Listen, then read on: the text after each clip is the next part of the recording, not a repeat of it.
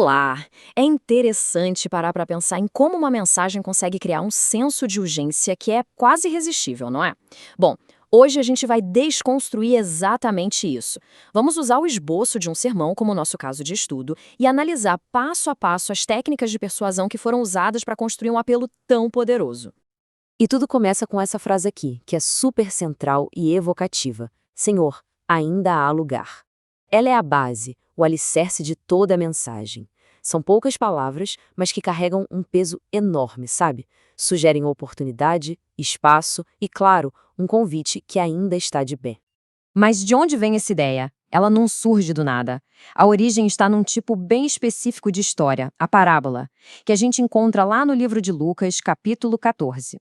A própria fonte descreve a parábola como um método peculiar de ensino usado para ilustrar pontos importantes de um jeito que o público da época conseguisse se conectar.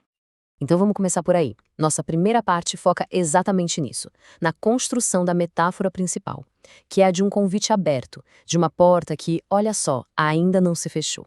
O contexto aqui é tudo. Na história, um servo volta e fala com seu mestre depois de ter convidado um monte de gente para um banquete.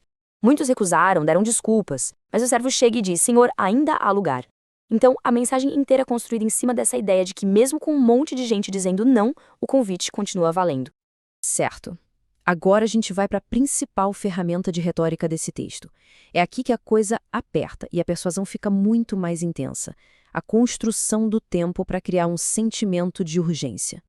Olha só que interessante como o tempo é colocado aqui. O ontem é o passado, já foi, não dá para mudar.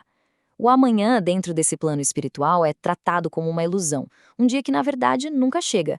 Isso cria uma espécie de funil, que deixa só uma opção viável, o hoje, que é apresentado como o único, o exclusivo momento para agir. E essa citação, tirada da fonte, amarra perfeitamente esse ponto. Hoje, se ouvirdes a sua voz. A palavra hoje é usada de propósito para criar uma pressão imediata, para passar a ideia de que a oportunidade pode passar e a decisão tem que ser tomada agora. Bom, com a urgência estabelecida, a mensagem precisa definir quem é o seu público. Para quem é esse convite tão urgente? E o texto é bem específico quanto a isso. O convite é direcionado para toda a humanidade, que é descrita como sem rumo e condenada, mas que pode ser salva. Só que aí ele vai se tornando mais específico, incluindo os pobres, os excluídos, os marginalizados, os doentes.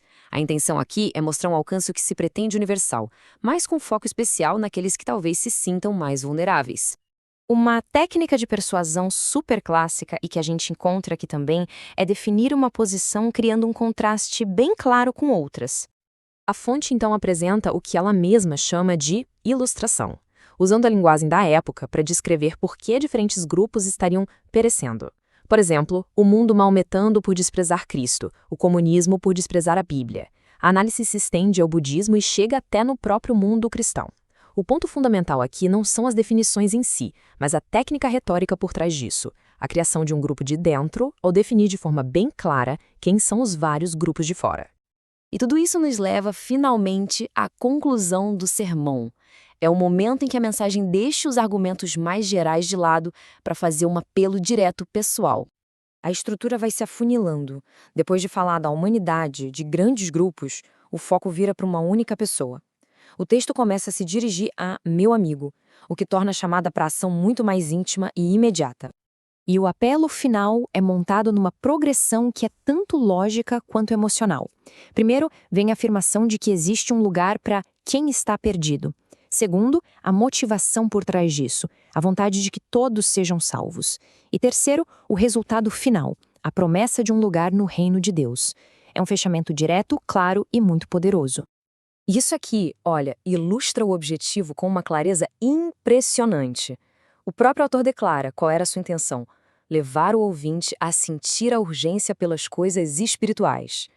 Isso só confirma que todas as técnicas que a gente analisou, o foco no hoje, o uso do contraste, o apelo pessoal, tudo foi escolhido de caso pensado para chegar nesse objetivo específico.